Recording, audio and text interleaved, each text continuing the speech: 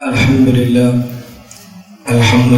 وحده لا شريك له والصلاة والسلام على من لا نبي بعده أما بعد فأعوذ بالله من الشيطان الرجيم بسم الله الرحمن الرحيم اليوم أكملت لكم دينكم اللهم صل على محمد وعلى آل محمد كما صليت على إبراهيم وعلى آل إبراهيم إنك حميد مجيد اللهم بارك على محمد وعلى آل محمد كما باركت على إبراهيم وعلى آل إبراهيم إنك حميد مجيد نام محمد سے دلوں کو سرور ملتا ہے، نگاہ فکر کو تازہ شعور ملتا ہے، نصیب کیسا بھی ہو واسطہ محمد کے دیکھے خدا سے جو بھی مانگے ضرور ملتا ہے۔ ہمارے آج کے اس نشست کے مہمان خصوصی ڈاکٹر محمد ضیاء الحق صاحب اور ان کے نائب ڈپٹی ڈائریکٹر جناب مشتاق خان صاحب اسلام آباد سے بطور خاص تشریف لائے ہیں، اور سرگودا سے ڈاکٹر فیروز الدین شاہ صاحب اور ڈاکٹر نواز محسود صاحب جو اسٹیج پر تشریف فرما ہیں۔ میں نے حضرات کے ساتھ ہمارے اس مختصر سے پروگرام اور ورکشاپ میں شریک اور حضرات خواتین کی خدمت میں قیام پاکستان کی روشنی میں چند گزارشات پیش کرنا چاہتا ہوں، نہایت اختصار کے ساتھ وقت کو مد نظر رکھتے ہوئے۔ نمبر 1، ہم چونکہ مسلمان ہیں اور مسلمانوں کی اساسی کتاب قرآن کریم ہے۔ اللہ رب العزت نے قرآن کریم میں ہماری پیدائش کا جو مقصد بیان فرمایا ہے وہ ہے وَمَا خَلَقْتُ الْجِنَّ وَالْإِنسَ إِلَّا لِيَعْبُدُونِ۔ انسان کی تخلیق کا مقصد وہ ہے عبادت خدا، اور عبادت کرنے کے لیے ایک ماحول چاہیے۔ آپ تعلیم چاہیں تو ماحول چاہیے، بزنس چاہیں تو ماحول چاہیے، آپ دنیا کا کوئی بھی کام کرنا چاہیں تو اس کے لیے ماحول چاہیے، اس کے بغیر وہ کام نہیں ہو سکتا۔ عبادت کو کون سا ماحول چاہیے؟ یہ خود قرآن کریم نے سمجھایا ہے، فَلْيَعْبُدُوا رَبَّ هَذَا الْبَيْتِ الَّذِي أَطْعَمَهُم مِّن جُوعٍ وَآمَنَهُم مِّن خَوْفٍ۔ عبادت کا ماحول پیدا کرنے کے لیے دو چیزیں بنیادی ہیں، نمبر 1 معاش ٹھیک ہو، نمبر 2 امن ہو۔ امن اور معاش اگر کسی خطے میں درست ہو تو اس کے لیے عبادت کرنا بہت آسان ہے۔ معاش اگر کمزور ہو تو رسول اکرم صلی اللہ علیہ وسلم فرماتے ہیں کاد الفقر ان یکون کفر، انسان ایمان چھوڑ کر بسا اوقات کفر کی طرف راغب ہوتا ہے۔ میں لمبی بات نہیں کر رہا، میں ہر ماہ ہر دوسرے ماہ دنیا بھر کے کئی ایک ممالک کا سفر کرتا ہوں۔ میں واپس آ کر اپنے حضرات کو بتا دوں بھی ہماری مسجد میں بیان ہوتا ہے، لوگ جمعے کے وقت پر تب بھی نہیں آتے۔ اگر امارات میں یا گلف میں کسی اور جگہ جائیں وہاں بیان نہیں ہوتا، لوگ تب بھی آتے ہیں۔ اس کی بنیادی وجہ اس مسجد کا ماحول اتنا ٹھنڈا اور پرسکون ہوتا ہے، مزدور کا بھی دل کرتا ہے میں 1 گھنٹہ جا کر پہلے بیٹھ جاؤں، اور ہمارے ماحول اتنا گرم ہوتا ہے کہ اچھا خاصا بندہ بھی مسجد میں جانے کے لیے تیار نہیں ہوتا۔ وہاں پانی ملتا ہے، اے سی لگا ہوتا ہے، کارپیٹ بچھے ہوتے ہیں، ماحول سازگار ہوتا ہے، آدمی کا عبادت کو دل کرتا ہے۔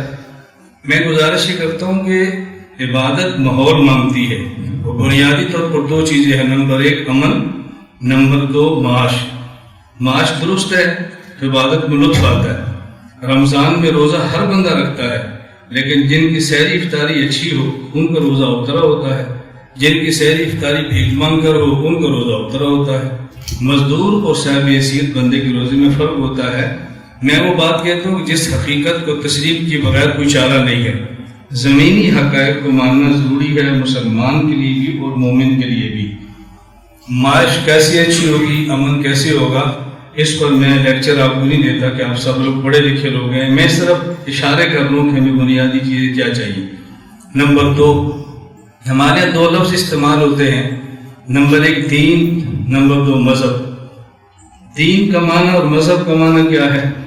دین نام ہے منصوصات کا اور مذہب نام ہے اجتہادیات کا۔ منصوص ایک ہوتا ہے اور اجتہادیات کئی ہوتے ہیں۔ اس لیے دین سے انکار نہیں کیا جا سکتا. ایک مذہب کو چھوڑ کر دوسرے مذہب کو اختیار کیا جا سکتا ہے. حنفی ایک مذہب ہے، مالکی مذہب ہے، شافی مذہب ہے، حنبلی مذہب ہے. آپ کتب احناف پڑھیں یا کسی مسئلے کی کتاب پڑھیں، وہاں کبھی نہیں لکھا ہوگا دین و ابی حنیفہ، وہاں لکھا ہوگا مذہب و ابی حنیفہ. یہاں کبھی نہیں ہوتا ادیان اربع، کہتے ہیں مذاہب اربع. مذہب اجتہادیات کا نام ہے اور دین منصوصات کا نام ہے. منصوصات میں اختلاف رائے کی کوئی گنجائش نہیں ہوتی اور مذہب میں اختلاف رائے کی گنجائش ہوتی ہے. ختم نبوت کا مسئلہ یہ مذہبی مسئلہ نہیں ہے، یہ دینی مسئلہ ہے، یہ منصوصات ہیں، اس کا انکار نہیں ہو سکتا. اجتہادی مسئلہ ہو، میرا مذہب اور ہے، ڈاکٹر صاحب کا اور ہے، ڈاکٹر صاحب کا اور ہے، آپ کا اور ہے، ہر کسی کو حق حاصل ہے. ہمیں دین اور مذہب کے معنی میں فرق کرنا ضروری ہے، وگرنہ مسائل بہت زیادہ پیدا ہوتے ہیں. میں نے پہلے عرض کیا، میں تفصیلات میں نہیں جا رہا، میں اشارے دے رہا ہوں. آپ ہر ہفتے ہر 2 ہفتے بعد پاکستان کی قومی اخبارات میں میرے کالم آپ دیکھتے ہیں. میں بلکہ اللہ کا شکر ادا کرتا ہوں، میں نے ساتھیوں سے کہا کہ عمران خان صاحب وزیر اعظم بن گئے ہیں، ابھی تک کسی اخبار کو پورا پیج نہیں دیا اور ہمیں پورا پیج تب بھی پوری اخبارات کو ان کے وزیر اعظم بننے کے بعد بھی دے رہے ہیں. آپ ایکسپریس کو دیکھ لیں، نوائٹ کو دیکھ لیں، خبریں کو دیکھ لیں. اس کا مطلب یہ ہے کہ اخبارات والے بھی علماء کو پڑھتے بھی ہیں، سنتے بھی ہیں. خیر، تیسری میری آپ سے گزارش یہ ہے، ہمارے یہاں جو آج مسئلہ ہے وہ 2 قسم کا ہے. نمبر 1، ایک مسئلہ ہے کہ مولوی سے لڑ رہے ہیں. دوسرا مذہب کا مسئلہ کیا ہے کہ لوگ اسٹیٹ سے لڑ رہے ہیں. میں 2 لفظوں میں گزارش کرتا ہوں، ہم اپنے مذہب کو دوسرے مذہب پر مسلط کریں گے تو مذہب کی مذہب سے لڑیں گے، اور اپنے مذہب کو اسٹیٹ کے قانون سے ٹکرا کر استعمال کریں گے تو پھر مذہب والے کی اسٹیٹ سے لڑائی ہوگی، گورنمنٹ سے لڑائی ہوگی. اپنے مذہب پر عمل کریں، اپنے مذہب کو دوسرے پر مسلط نہ کریں. مذہب کی مذہب سے لڑائی نہیں ہوتی. لڑائی کب ہوتی ہے؟ میں کہتا ہوں میں نے نماز بھی پڑھنی ہے ڈاکٹر فیروز الدین شاہ صاحب آپ کی مسجد میں، اور جیسے نماز میں پڑھتا ہوں میں نے ویسے نہیں، آپ نے بھی ایسے پڑھنی ہے جیسے میں چاہتا ہوں. لڑائی ہوگی. مجھے آپ کی نماز سے اختلاف ہے، میں کسی اور مسجد میں پڑھوں، جھگڑنے کی کیا ضرورت ہے؟ لڑائیاں یہاں سے شروع ہوتی ہیں. میں اس لیے گزارش کرتا ہوں، جب میں دوسرے مسلک کے آدمی کو کوشش کروں گا کہ وہ میرے مسلک میں آئے تو لڑائی ہوگی. جب اس کو اس کے مسلک میں رہنے دوں گا، اپنے مسلک پر محنت کروں گا تو کوئی لڑائی نہیں. مذہب کو مذہب پر مسلط کرنے سے مولویت کی لڑائی ہوتی ہے، فرقہ واریت ہوتی ہے، اور جب قانون کے دائرے سے نکل کر مذہب بیان ہوتا ہے تو پھر دہشت گردی ہوتی ہے اور پھر ملک سے ٹکراؤ ہوتا ہے. اس لیے میں 2 لفظوں میں ملک کے ہر اپنے شاگرد، اپنے مرید، اپنے متعلقین کو بات سمجھاتا ہوں کہ 2 لفظ نشین فرما لیں، ہم اسلام کو چھوڑیں گے نہیں اور قانون کو توڑیں گے نہیں. اور ہمارا قانون ایسا نہیں ہے کہ جو اسلام کو پھیلنے کی اجازت نہ دیتا، اسلام کے راستے میں رکاوٹ دیتا، ایسا کوئی مسئلہ نہیں. اور ہماری عدالتیں موجود ہیں، اللہ کا شکر ہے. میں اور کسی کی بات نہیں کرتا، میں اپنی بات کرتا ہوں. اگر میرے ملک میں عدالتیں نہ ہوتی یا اچھی نہ ہوتی، کم از کم میں یہاں نہ کھڑا ہوتا یا جیل میں ہوتا یا قبر میں ہوتا. جو میرے احوال اور بیک گراؤنڈ کو سمجھتے ہیں وہ اچھی طرح میری بات سمجھتے ہیں. ہماری عدالتیں بہت اچھے فیصلے کرتی ہیں. باقی عمر کے دور کی عدالتیں نہیں ہیں، کمیاں کوتاہیاں ہر انسان میں ہوتی ہیں، اس کو تھوڑا سا برداشت کرنے کی کوشش کریں. میں عرض کر رہا ہوں، اسلام کو چھوڑیں گے نہیں اور قانون کو توڑیں گے نہیں. اور یہ میں خیر خواہی کی بنیاد پہ کہتا ہوں، جب اسلام کو چھوڑنا ہے تو جہنم میں جانا ہے، قانون کو توڑنا ہے تو پھر جیل میں جانا ہے. تو ہم چاہتے ہیں کہ جیل میں بھی نہ جائیں اور جہنم میں بھی نہ جائیں، دنیا میں آزاد رہیں اور موت کے بعد جنت میں جائیں. اس لیے ہم اسلام کو قانون کے دائرے میں رہ کر بیان کریں. اور یہ جو ہمیں تھوڑے تھوڑے مسائل پیدا ہوتے ہیں، ان مسائل کا میں کم از کم آپ سے زیادہ شکار ہوں، لیکن میں نے آج تک کبھی عدالت، کبھی پولیس، کبھی سیکورٹی ادارے، نہ کسی خلاف لکھا ہے نہ بولوں. میں نے ہمیشہ ان کا دفاع کیا ہے کہ میں سمجھتا ہوں کہ ان کے بغیر ملک نہیں چل سکتا. میں چوتھی اور آخری بات عرض کرتا ہوں کہ ہمارے بنیادی ایجنڈے 2 ہیں. نمبر 1 اسلام، نمبر 2 پاکستان. ہم کسی صورت میں اسلام کے معاملے پر کمپرومائز نہیں کر سکتے. ہم کسی صورت میں پاکستان کے معاملے پر کمپرومائز نہیں کر سکتے. اسلام پر کمپرومائز کرنے کے لیے میں تو پیغمبر کا وارث ہوں اور نلائق سا وارث ہوں، فاسق سا وارث ہوں، گناہگار سا وارث ہوں۔ رسول اللہ صلی اللہ علیہ وسلم کو اس دور کی تاغوتی طاقتوں نے کہا تھا اتنا بقرآن غیر ھذا او بدل، حضور یا تو اس کی جگہ پہ قرآن اور لاؤ یا اس میں تھوڑی سی تبدیلی کر دو، ہم سے کمپرومائز کرو۔ اللہ کے نبی نے فرمایا یہ مجھ سے نہیں ہو سکتا۔ اس لیے ہم دنیا بھر کے کافر کو کہتے ہیں ہم اسلام کے معاملے میں کمپرومائز نہیں کر سکتے۔ تم عیسائیت پہ چلو، تم یہودیت پہ چلو، ہندو مت پہ چلو، تم سکھ پہ چلو، ہم آپ کو مجبور نہیں کرتے، لیکن ہمیں مجبور نہ کرو گے تم اپنا دین چھوڑ دو۔ ہاں ٹیبل ٹاک کرنا چاہو تو ہم تیار ہیں۔ ہماری قوم کا المیہ ہے، میرے چہرے پر داڑھی ہے، میرے سر پہ پگڑی ہے، میں جہاد کرانے والا مولا ہوں، نہ آپ نے مجھے صافی سمجھنا نہ آپ نے مجھے مذہبی سکالر سمجھنا۔ میں لباس بدل کے ڈاکٹر جا کر نیب کے لباس میں آ جاؤں، آپ نے کہنا جی یہ گھمن صاحب مذہبی سکالر ہے، مولانا بھی نہیں کہنا۔ میں راز یہ دوں آپ مجھے ٹی وی پر دیکھ لیں، سوشل میڈیا پر دیکھ لیں، اخبارات پہ۔ 8 اگست کو میں بھی کتاب پیش کروں گا، میرا پاکستان اپنے مہمان حضرات کو۔ 8 اگست کو پریس کلب میں تقریب رونمائی تھی۔ میرے ایک طرف مجیب الرحمان شامی صاحب تھے، ایک طرف اولیاء مقبول جان صاحب تھے۔ میں نے کہا یہ صحافت کے بےتاج بادشاہ شمار ہوتے ہیں، لیکن ان بادشاہوں کے بھی اتنے کالمز نہیں چھپتے جتنے اس مولوی کے چھپتے ہیں، تو پھر صحافی میں ہوا یا یہ ہوئی؟ فرق کیا کہ ہمارے سر پہ پگڑی ہے اور چہرے پہ داڑھی ہے۔ بھئی اس پر تو فخر ہونا چاہیے، اس پر ہم کیوں کمپرومائز کریں؟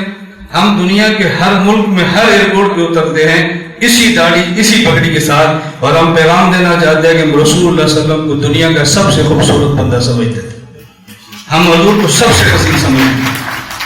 یہ ہماری بہنیں اور بیٹیاں بیٹھی ہیں، ان کا فخر اس میں ہے۔ میں یونیورسٹی میں داخل ہوا، ہمارے ساتھ ہی دوست تھے، تو میں نے کہا دیکھو ان بچیوں کو، میں خدا کی قسم اٹھا کر گیا تو میں نے کہا ان کو دیکھو اس یونیورسٹی میں کسی بچی کا برقع پہن لینا یہ یوں ہے جیسے اس دور کی رابعہ بصریہ ہے۔ اس ماحول میں برقع اور یورپ کے ماحول میں چہرہ کھول کے نقاب لے لینا وہ یوں سمجھو جیسے رابعہ بصری ہے۔ اس ماحول میں نقاب بہت بڑی بات ہے، اس ماحول میں برقع بہت بڑی بات ہے، ہمیں اس کی حوصلہ افزائی کرنی چاہیے، حوصلہ شکنی نہیں کرنی چاہیے۔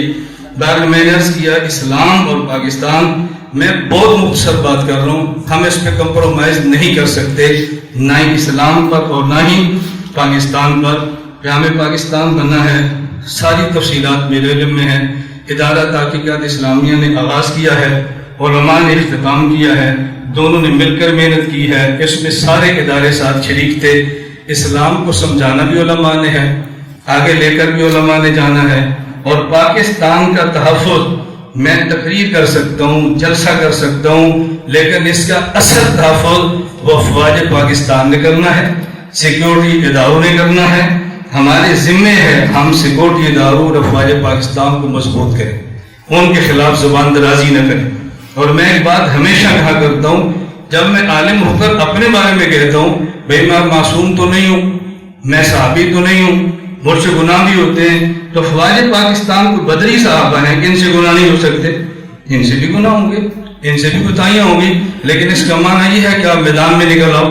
ججز میں کچھ جج بھی اچھے نہیں ہوں گے، افواج میں کچھ افسر بھی اچھے نہیں ہوں گے، علماء میں کچھ علماء بھی سو ہوں گے، ہر طبقے میں کچھ برے بھی ہوتے ہیں، لیکن اس کا معنی یہ نہیں ہوتا چند علماء کی برائی کو علماء کے خلاف ہو جائیں، کسی جج کو رشوت دیکھے ججز کے خلاف ہو جائیں، کوئی فوجی غلط دیکھے افواج پاکستان کو گالیاں دینی شروع کر دیں، ایسا ہرگز نہیں ہوگا۔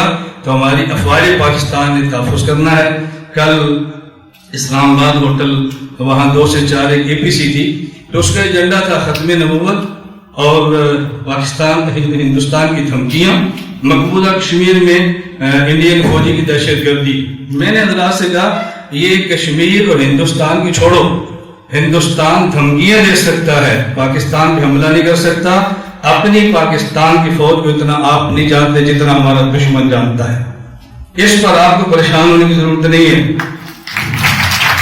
اور ہم آج بھی کہتے ہیں ہمیں افواج پاکستان پر بھی اعتماد ہے، اپنے اداروں پر بھی اعتماد ہے، یہ ادارے نہ ہو جائے ملک کب کب کھلا ہو جائے۔ میں ایک واقعہ سنا کر بات ختم کرتا ہوں۔